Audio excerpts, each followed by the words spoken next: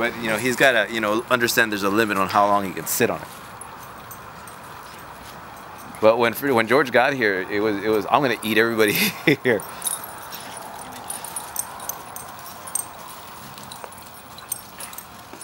Tell the story again about George.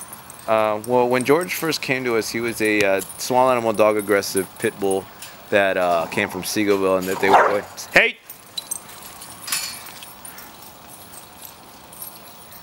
So, being that Seagoville is a no-kill shelter, he was going to actually be the first dog to be put down in the program. So Caprice, one of a good friend of mine who I actually work with, Nasir, who's a member of my rollerblading team and here at camp, called me and said, "We got to save this guy's life. He's a real sweetheart, but you know he's unstable, and I know you can help him." So we went ahead and had him shipped down to the camp, and then after that, you know, we went into a whole rehabilitation process to where you're gonna go and you're gonna go with me wherever I go. You're gonna do whatever I need you to do when you enter my house. You're gonna go straight to your kennel until it otherwise. So I mean, there was a bunch of rules that he had to follow before he could, you know, actually come out. So after about 4 months, you know, I started, you know, well actually by the mid of the first month, you know, we started integrating him into the pack slowly. You know, we had to do it with the muzzle. You know, we had to, you know, bring him in around, you know, everybody else. Anytime that he'd go after anybody out of, you know, it looked like aggression, but what it was insecurity. Whenever he was in a situation where he felt uncomfortable, his train of thought was, "I'm going to get you before you get me." And of course, you know, when you're dealing with a power breed like him, you know, you see it as a dog aggression. So once I started understanding that the main reason why he was the way he was is because he's got a problem with his right eye, and that right there gave him the insecurity of you know, I can't fully rightly see out of that one eye.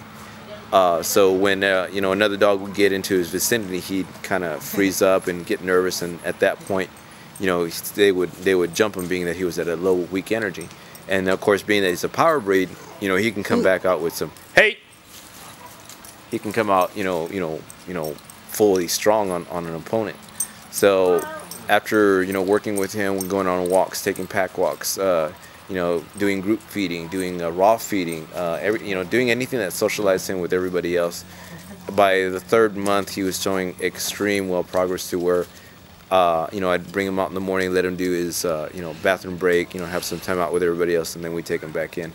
By the 4th month, it got to the point to where I could let him out and go do what I had to do without monitoring him anymore. But he had to earn that trust with me.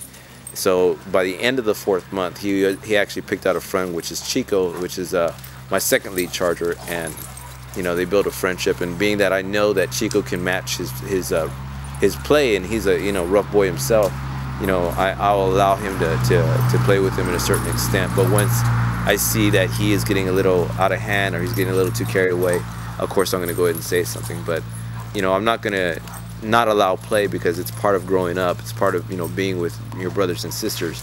But of course, the alpha has to govern how much play can you insert when you interact with another dog. And you know, he's done very, very nicely for, you know, his rehab.